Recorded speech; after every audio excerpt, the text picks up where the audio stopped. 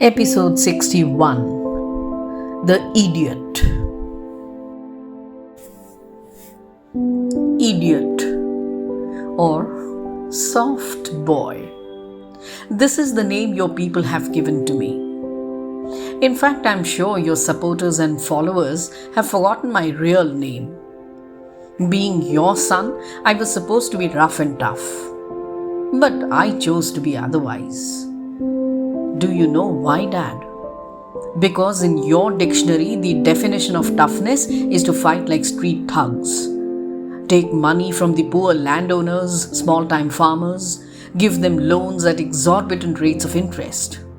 And if they fail to repay the money, beat them up black and blue, confiscate their land, and sometimes even murder them.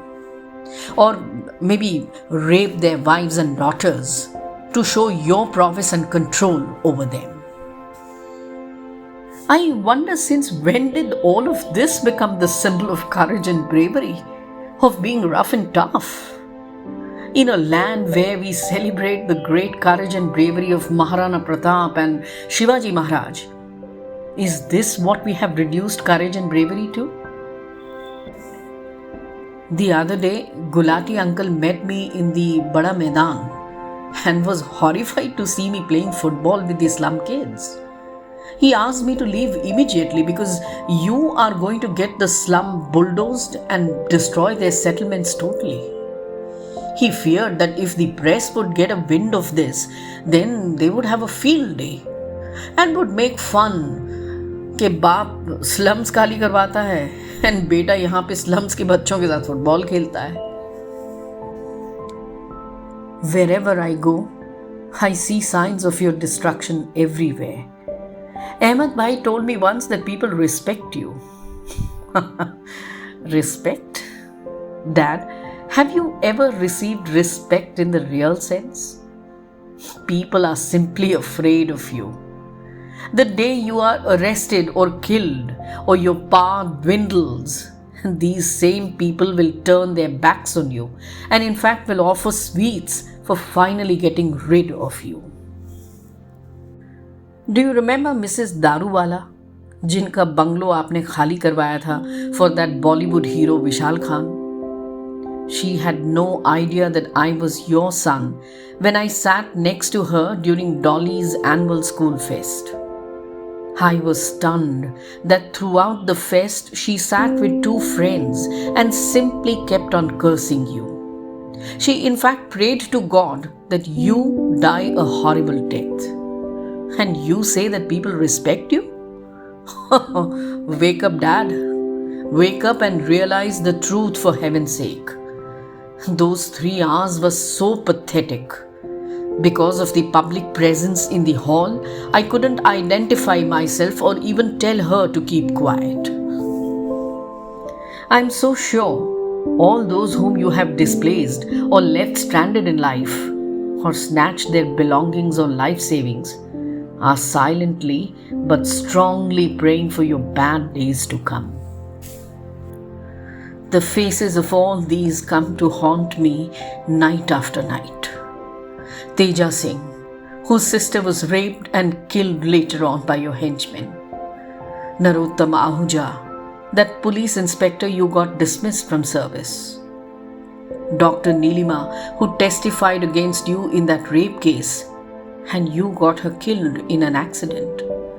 Sarfaraz, whose garage and house were both taken by you because they were being demanded by a huge company to construct their gleaming high-rise building. The list will just go on and on. I know that you are not afraid to die. But have you ever thought, Dad, what will be your condition when you get arrested and are left in the jail to rot? Don't be overconfident that your power and money will help you there as well. Dad, I refuse to live with a beast in a human form. I wish God had asked me which home I wanted to be born in. I would have simply told God, give me birth in a home that is at least a globe away from yours. How I wish this was actually a possibility. अतीत को भुलाना शायद possible होता है, but अतीत से पीछा छुड़ाना, it is impossible. Therefore, I know my past is going to follow me for a long time. I know you have Ahmed Bhai's entire team who keep a tab on me. But over the years, I have not been sitting idly. I have learned how to shake off all trails and give the slip to my silent chasers. So I could shake off Birbal 2 days back very easily, and in fact sent him off to a false chase all the way to the airport. I also know that right now all of you are desperately looking for me.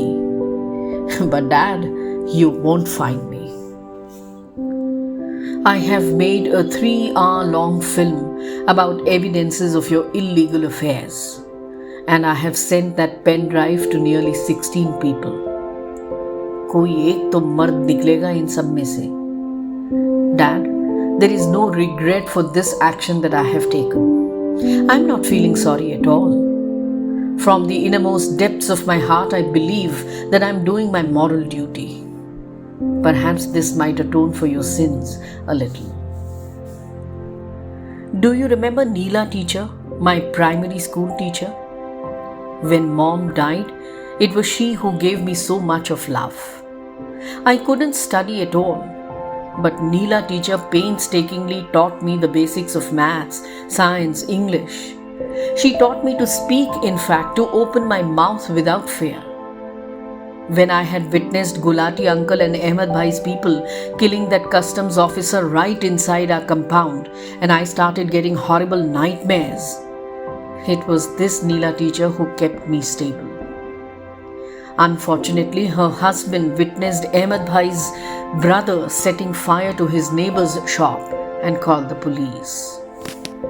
Your goons beat him up so badly that the poor guy was hospitalized for months together. I pleaded with you to not hurt this family at least. But did you listen to me? After many months, when I finally went to meet Neela teacher, she had no ill feelings against me. She just lovingly patted me on the back and asked me to take care. It was on that day, Dad, that my future course of action was decided. Before leaving, I had gone to her and asked Neela teacher if it was okay to go against my own family. She smiled and told me to do what I think is right, what is morally correct. And I feel, Dad, that to expose you to this world is the correct moral decision. I know a sensation will be created once the media breaks your story. There will be arrests all around. In your long jail term, it is my suggestion, Dad, that you read good books. Begin with the Gita. Then move on to Tolstoy and Premchand and Tagore and so many other authors. They will make you realize how wrong you have been all your life. 7 years from today, if you are still alive in the jail, I will come to meet you. Your once upon a time son, idiot, or the soft boy.